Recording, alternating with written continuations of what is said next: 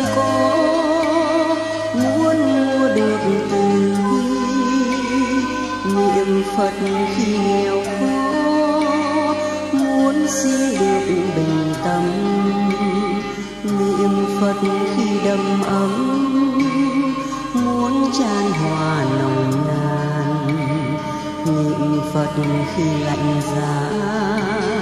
muốn tìm được an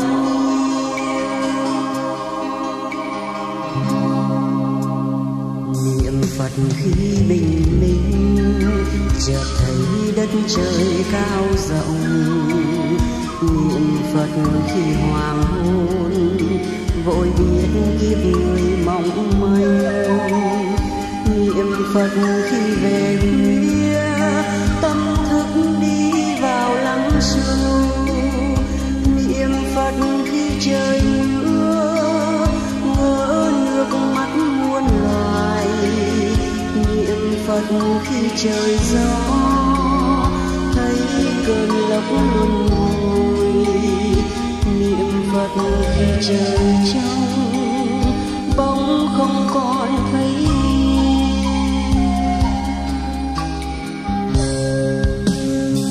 niệm Phật khi vào xuân đóa vô dáng người, niệm Phật khi hè sáng quán sân hận trôi trơn, niệm Phật khi vào thu lá ưu phiền rơi rơi, niệm Phật khi lập đông giá băng sâu thế niệm Phật bên tuổi thơ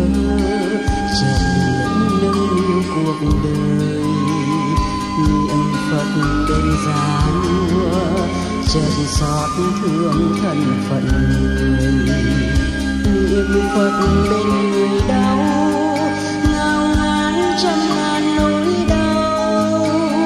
niệm Phật bên người chết thấy sinh tử vô thường, niệm Phật bên người sống thấy nhân duyên chập chờn, đời là hư là thật niệm Phật bên vị Phật, niệm Phật quên niệm Phật lúc ta về với ta.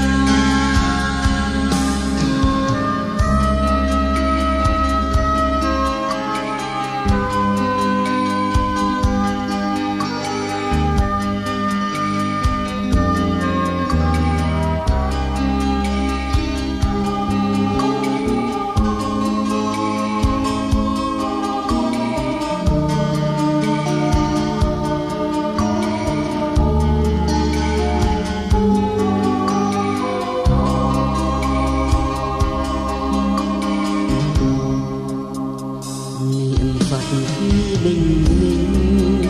chợt thấy đất trời cao rộng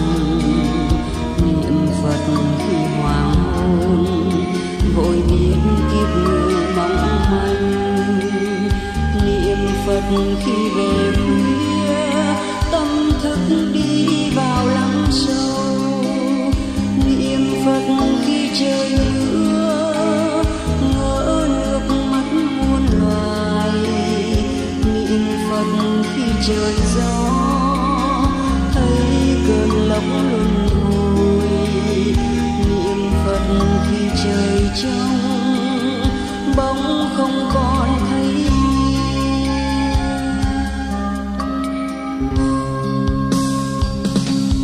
niệm Phật khi vào xuân đóa vô ưu rạng ngời, niệm Phật khi hè sang quán sân hận chói chang, niệm Phật khi vào thu lá ưu phiền rơi rơi, niệm Phật khi lập đông giá băng sầu thế nhân, niệm Phật bên tuổi thơ chợt biết nâng niu cuộc đời, niệm Phật bên già nua chợt xót thương thân phận người. Niệm Phật bên người đau ngao ngán trăm ngàn nỗi đau. Niệm Phật bên người chết thấy sinh tử vô thường. Niệm Phật bên người sống thấy nhân duyên chập trùng. Đời là hư là thật, niệm Phật bên vị Phật. Niệm Phật quên niệm Phật lúc ta